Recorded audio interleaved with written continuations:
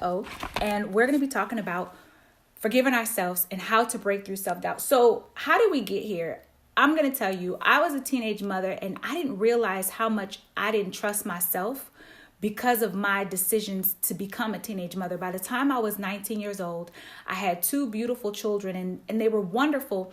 But I didn't trust myself. Like, I began to question all of my decisions from that moment forward because people said how irresponsible I was. Society said that I was a burden to everyone. And it began to cause me to question myself. And so what I had to do was I had to get really, really clear on who I am. And it took me a long time to go from that teenage girl to now, in order to build up who I've become. But these are some of the few steps that I had to take because that self-doubt impacted my marriage. It impacted the way I raise my children who are adults now. It impacts so much of what we do. And so let's really get clear and honest. This is not one of those conversations where you're going to be like, yay, Tuniscia. This is one of those times where you're not just watching me, but grab a pencil, paper, grab your tea, and let's just have a really good conversation. So first thing is, what are your struggles? Identify them. A lot of times it's scary to really get honest with ourselves to say what our fears are. Why? Because people judge us. But guess what? They're already judging us. And the reality is, if we don't acknowledge what it is that or how we're showing up in the world, we can never correct those things, right? So get clear on whatever it is that you have self-doubt with. Be honest with yourself about what those areas are. Step one, stop worrying about what everybody else thinks. It doesn't matter what everybody else thinks. People always have opinions. The question is, what do you think? What does it look like? Everybody always says, stop worrying about what everybody else thinks. But the reality is, we care about what other people think to an extent. So how can we do that? When it comes to your vision and goals, and you guys share what your vision and goals are, right? We all have these vision and goals and we get excited. We go out to tell people, hey, guess what? Here's my vision. Here's my goal. And we share all these things and then it falls flat. Wah, wah, wah. And then we get discouraged and we think, maybe I shouldn't have said anything. Maybe I shouldn't do it. Maybe I shouldn't move forward. But the reality is, God gave you that vision. He gave you that dream. And not everyone's going to understand it. What does that mean? Do you guys know the story of Walt Disney when he built Disneyland? Can you imagine him going to the investors like, hey, I have this dream of this big magical place and there's going to be a rat that is going to be the star of the attraction. And then maybe he'll have a wife and we'll have a duck and the duck can have a wife. Nobody understood what Walt Disney was saying when he had this vision, but he knew his vision. And he was very clear and intentional. And you know what? He didn't even live to get to see Disneyland open. But we all these years later, get to reap the benefit of his vision and his dream. So it's okay that people don't understand your vision and your dream. But it is important that you know what it is, and leads me into don't shrink for anybody. It's not for everybody to understand. It's not for us to minimize who we are and what we know we can become to make everyone else comfortable. Sit up tall. But if we don't have a confidence in whatever it is that we're doing, then nobody else can lean on that or grow from that. You know what I mean? And remember one thing, people's visions of themselves is whatever they're able to give you. So you know how you have those friends that are so wonderful and they're so supportive and they're like, yeah, great job, girl. And they're rooting you on or cheering you on. And then you have the other friends that are like, it won't work.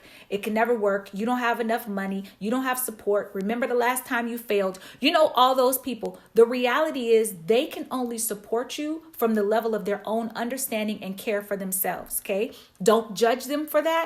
But you want to identify who the people are that are supportive, because that's kind of who you want to talk to. You know, you want to talk to those people. You already know you failed in certain areas. We all have. And while I'm there, let me just say this. Whatever decisions you've made in your life that weren't good, maybe it was that man, maybe it was the job, maybe you weren't the best parent that you feel you could have been. Whatever it is, forgive yourself.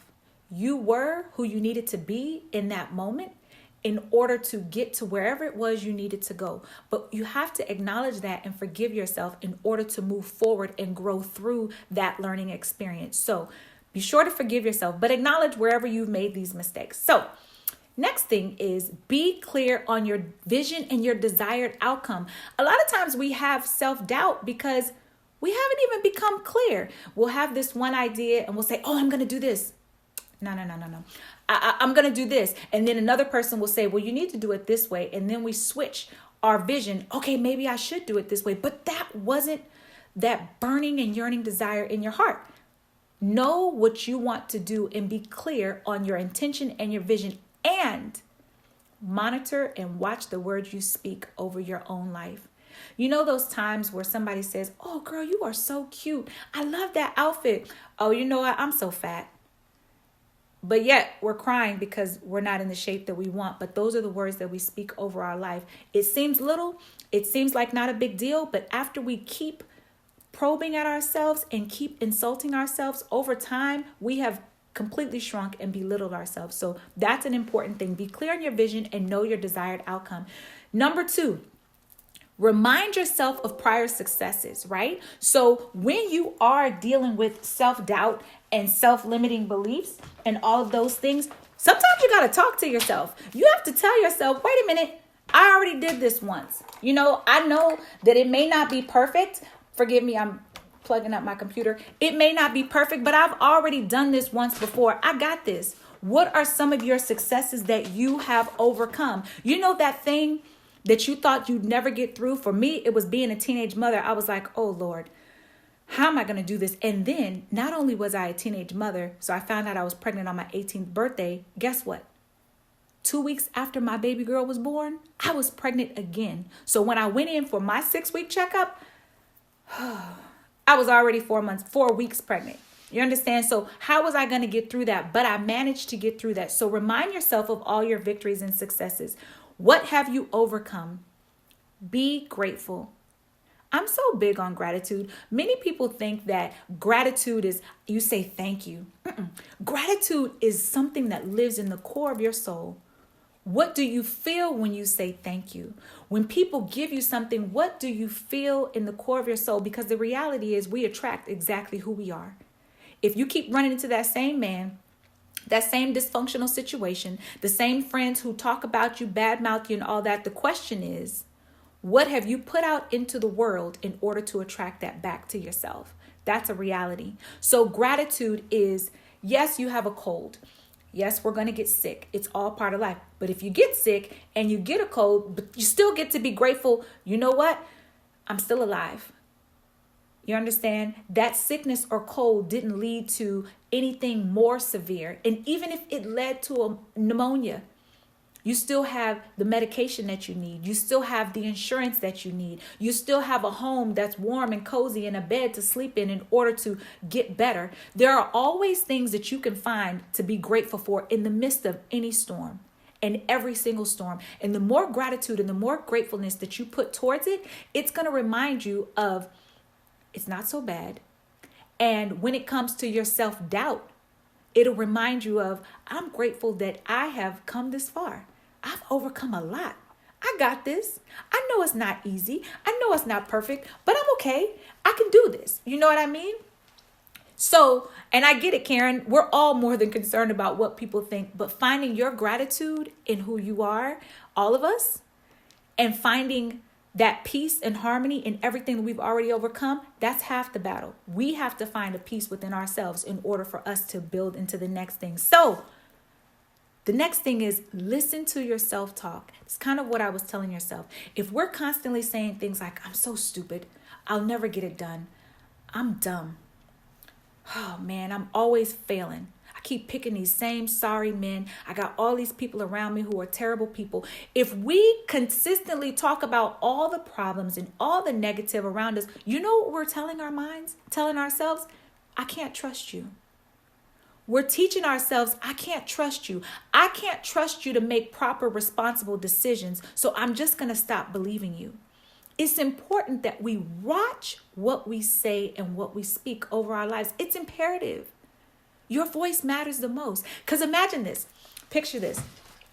You continuously tell yourself, I'll give you an example. Yesterday was a really tough day, and I kind of was coming down on myself. I was just having a tough day with various emotions on, am I doing the right thing? And if I got this right, and if I got that right, and all these negative thoughts start coming in my mind. Oh man, maybe you should stop. Maybe you shouldn't do it this way. And so you know what I did? I literally sat down and I began to write, and I began to journal all the ways that I can desensitize myself from rejection. What does that mean? You know what rejection looks like. It looks different for all of us. It means that a client doesn't sign up for you if you're a business owner. It means that the business deal didn't go through. You didn't get the job. Your husband may not have appreciated the way you wanted to. The children did not accept the love that you were giving the way you wanted to give it through a gift or something of that nature. We all know what rejection and pain feels like, but it's important that we figure out how to desensitize ourselves. I'm not telling you that you won't feel the pain, but it is important for us to snap back quickly when those no or we feel that rejection. So what I did was I sat down and I began to write, you know what?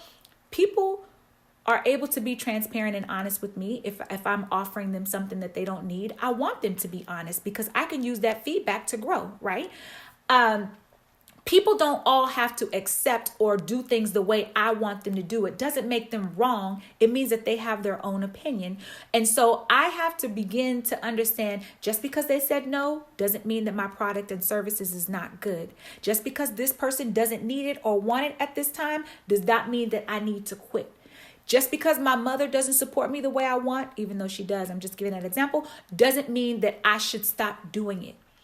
We always have to monitor and watch exactly what we're saying in order to create the voice in our mind. So when I wake up in the morning, I look in the mirror and I say, I love you. I love you, Tuniscia.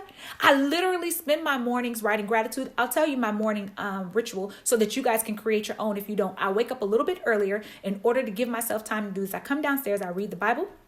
I have 5 verses and things that I read through. I also read this one poem to speak over my business and the things that I'm going to accomplish so that the perfect people are attracted to me and the perfect situations and perfect outcomes come to me. I then read and write in my gratitude journal. So I write 10 things that I'm grateful for every single day. And those 10 things are in 10 different areas: health, finances, my money and success, relationships, love, passion, merchandise that people give, me, like today I wrote thanking the veterans for the beautiful job that they're doing, like sending love and energy. Remember, we're talking about sending out the same love and harmony that we send out, even for fresh air. We don't remember to be grateful for fresh air. You may think, fresh air is anything. Well, check some of the people in other countries who may not have it, and we'll see how much we really should appreciate having fresh air. So I write in my gratitude journal every single day. Why? Because when the no's come and when the I don't need that or the negativity may come through a comment or something of that nature, I can hear my own voice louder than anyone else's.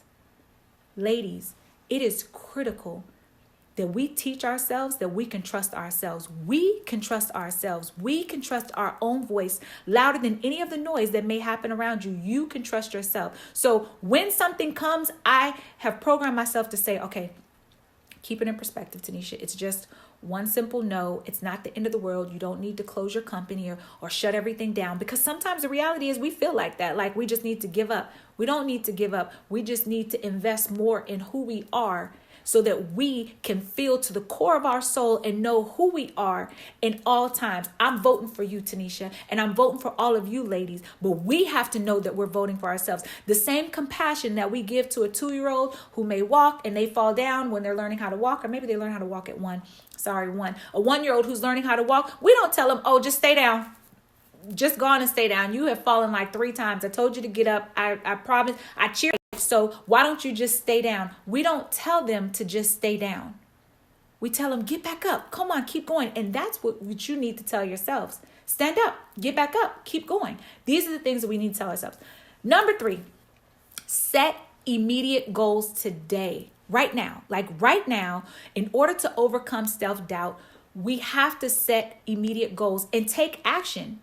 Even in, one of the scriptures that I read is the Proverbs 31 woman, and she took action. If you read that, she was a beast. The girl took action in all that she did. You see, she didn't wait for the approval. That Proverbs 31 woman, she didn't wait for approval. 31:18 says, she perceiveth that her merchandise is good. Her candle goeth not out by night. Listen, The Bible didn't say that she went and took a survey of everybody else to see if they liked what she was doing, if they approved of what she was doing, if they were okay with what she was doing. Should she keep doing it? No, she perceived it that her merchandise was good, and she was like, I'm going to keep rolling with it. My merchandise is good. I'm going to roll with it. So my question is, do you know that whatever it is you're doing in life, whether it's your relationships, whether it's your business, whether it's at work, do you know that what you're doing is good? And on top of that, are you diligently doing what you should be doing? Or are you just expecting people to celebrate you just because? We have to know it, but we have to own it also. So how to take immediate action today. First of all, write down what it is you want. What do you want? You know what? I'm always interested because people can always tell you what they don't want. If I right now asked you, what don't you want in your marriage? What don't you want at your job? What don't you want? I don't want people disrespecting me. I don't want this. I don't want that. You know everything you don't want. But when I ask, what do you want? Most people don't know. Most people can't even answer that question quickly. They know what they don't want, but they can't tell me what they do want. Got to get clear on what it is you want. So write it down. Write down what you want. Now, don't write it down and say, I don't want this. No, simply write exactly what you want. I want my business to be successful, not I don't want to fail in business. You see the difference in that? Most times, instead of us saying, I want my business to be successful, we say, I don't want my business to fail. Well, you didn't say what you wanted. You only focused on the negativity, and that brings more self-doubt. Also, ladies, let's stop setting ourselves up for failure. We keep doing the same exact thing over and over again, expecting a different result. And I get it. It is sometimes easier to stick with that thing that we know is painful and we know is hurting and we know that person may hurt us. It's easier to stay with that because that's familiar. But then the self-doubt comes because you're like, dang, I'm never going to get the person that I love. You're right, because you keep staying with the same thing. We have to do something different. If you know that, and I know God can do all things, but for those people who are sitting at home on the couch, watching television, expecting God to just come through the front door and work a miracle to say, boom, here's your $1 million business, that's not setting yourself up for a realistic outcome. It's just not. We have to take action. And that's the part that so many of us forget. Like, we have to take action. So you're going to write it down. Then you're going to break down those steps. So what does that mean? If I am working on losing weight, I am going to not just say I'm losing weight and I'm just going to go run on the treadmill for 35 minutes right now. That's exhausting just thinking about it. And then you get tired. No, my actionable steps to write that down is I'm going to lose 10 pounds in 2 months, right? How will I do that? Maybe I'm going to say that I am going to make sure my calorie intake is 1,500 a day. I'm going to write down and say that I am going to work out maybe 4 times a week and make sure that 20 minutes of that is cardio or 30 minutes are cardio. When I work out 3 times a week, I'm going to do weight training. You know, these are some specific actionable goals. And I'm not telling you to do this because I'm not a weight trainer, so you don't want that. But what is it that you're going to do in order to overcome your self-doubt? What actionable plans are you going to take? And plan your first step. What is your first step? If your first step is joining the gym and you know you haven't done that, pick another one. I'm going to tell you, I was so good at my stories. I'm really good at my stories that I tell myself. I told myself for years that I couldn't work out unless I was at a gym or I was outside at the track. Meanwhile, my husband is in phenomenal shape and he works out at home in the basement. And I watched him all these years, but I was like, it won't work for me. Listen, y'all. I don't like going to the gym all the time because then I have the excuse when it's wintertime. It's too doggone cold. Who wants to go outside when there's snow on the ground? It's cold. So I didn't go. So I was like, finally, let me get a jump rope. Then I wondered if the jump rope was going to hit the ceiling while I'm jumping, and it doesn't. It's just fine. Got a jump rope, and I just went online and found a 7-minute workout. 7. The HIIT, you put in, there's 5 million on YouTube. I did a 7-minute workout because I figured I can do anything for 7 minutes, right? I just picked that one workout and I stuck with it until I was able to build up. The point is, find something actionable, and you don't have to start grand. First off, most of us, when we say that we're going to go get ourselves lose weight, first we're like, I need to go get me the outfit, get some new shoes. We go through this whole thing, and at no point have we even started working out. Look, I'm going to tell you the truth. I am not a trainer, so you don't want to try this at home. I work out barefoot, to tell you the truth, because I'm not doing anything so serious. I can jump rope barefoot, and we really don't like shoes on our basement, on our carpet. But that's a separate story. The point is, find the thing that you can do in order to be in motion right now with what your plan is. So what can you do to know that your plan or goals will move forward the way you need them? You guys have all heard, or some of us have heard of SMART: specific, measurable, attainable, relevant, and time bound. So I'll break all those down. Specific, that means it's straightforward. Straightforward, I'm losing 10 pounds in 2 months. That's straightforward. Measurable, what you can't measure, you can't manage. So how are you going to make it happen? Are you going to take a picture? You know how people take their pictures before? You always see people take their front and their side pictures of themselves. That actually really works. If you've never tried it, try it. Take the picture and then come back like in a month and try it. Whether it is checking your measurements, you know, how many inches are on your stomach and your arms. Because the reality is when you start lifting weights and things like that, sometimes the fat weighs less than the actual muscle. I think that's the true thing. But I don't want to be factual in everything because that's not my area of expertise. But so sometimes the weight may not show, but girl, your inches have come off and you looking real good. So measure it by that way. Also, attainable goals. Listen, if I say that I'm going to lose 50 pounds in 2 months, that's a lot of pressure. And the likelihood is I'm going to fail. And now it's going to feed back into that self-doubt that I already had of why it wasn't going to work, how I've already failed. I'm always failing. So set yourself up to win, even if it is 5 pounds in a month, if it's 1 pound in 2 weeks, or a month. Work it out, baby steps for yourself in order to keep reaching your goal. But find that one thing that you can do consistently. Make it relevant. What does relevant mean? If I'm losing weight and I am saying that my weight loss journey is contingent upon my husband working out with me every time, or my girlfriend's working out with me every time, that's not relevant to what I'm doing, because them coming has nothing to do with me.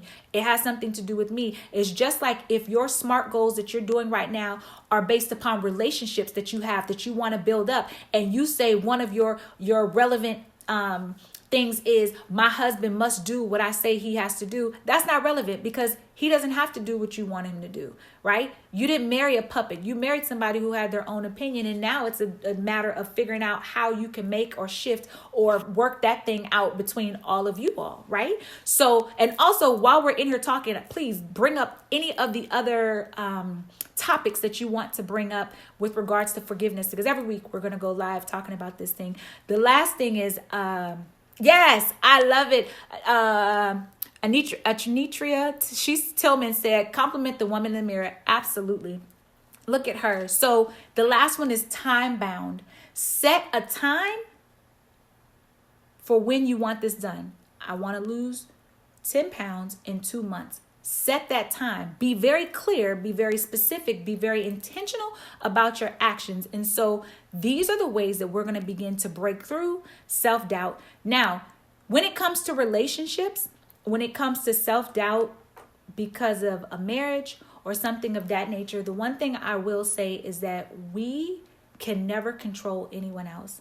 And the moment that we are judging, which anytime you have an opinion that's adverse to whatever's happening, you're judging. My husband didn't do the dishes the right way.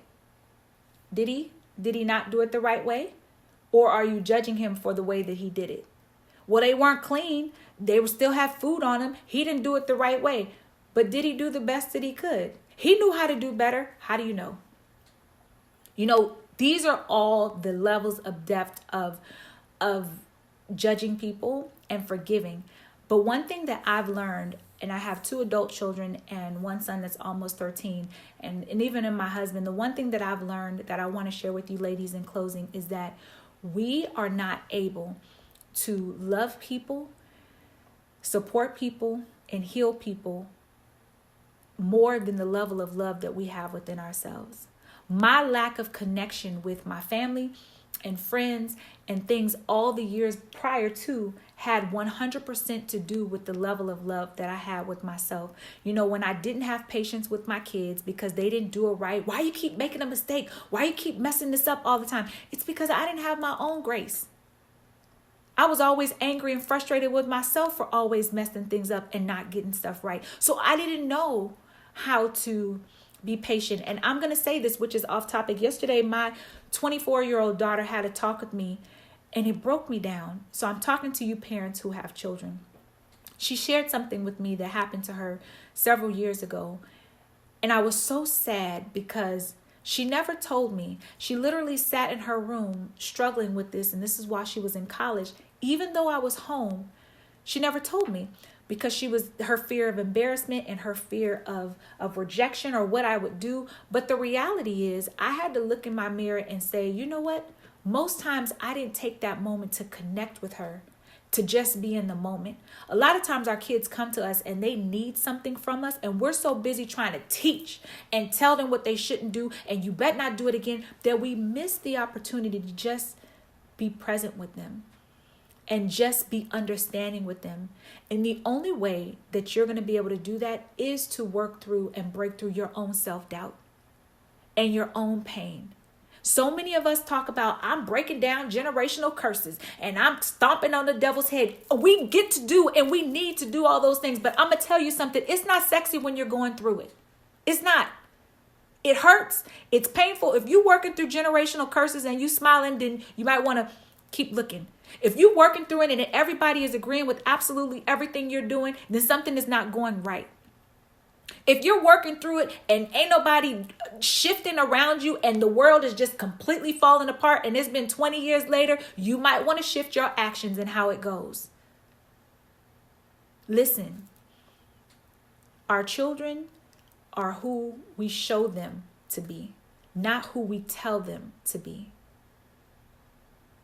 If we live our lives with self-doubt, negative thoughts, negative comments, negative feedback, guess what? That's what we're teaching them. We're teaching them not to trust themselves, and we're definitely teaching them not to trust us. They love us, and they want to come to us. My baby girl loved me, but she couldn't trust me with the level of that secret. And that's not a point of blame. I don't blame myself. I'm a phenomenal mother. I gave the best that I had to her. But since she did share that thing with me this morning, as she left out, I looked at her and I said, baby girl, I'm sorry to the core of my soul that you had to go through that by yourself. But I want you to know, in the future, should you go through anything, I'm here for you. Whether I agree or disagree, whether I like it or don't like it, whether you think I'm going to have whatever opinion, I never want you to feel like you can't come to me. And although those are the words that we speak so frequently as mothers, the reality is it's our heart posture towards our children. It's the feedback that we've given them all the years prior as to whether or not they can trust us enough to come to us in the midst of their scariest or most painful moments. So I don't know who that's for. I know that was one of my takeaways last night and this morning. So let's continue to grow, sisters. Let's forgive ourselves so that we can break through self-doubt. And this is who I am. You guys see who I am. You guys can DM me, send me any messages, because I know sometimes these are private messages that you don't want the entire world to see. But you guys are definitely welcome to DM me. If there are any other forgiveness topics that you want us to go live and talk about, it's going to be on Tuesdays. We'll do the forgiveness topics every single Tuesday. If there's anything that you want to talk about, hey, Georgette, let me know, so that we can get into some real conversations. We want to break through with relationships, with marriage, with our children. Oh boy, I got some stories when it comes to our children. When it comes to our businesses, why we're stuck and we're not growing, how we can forgive ourselves. Let's get into it, ladies. So from my family to yours, I absolutely love you guys. Continue to be great. Be gentle with yourself.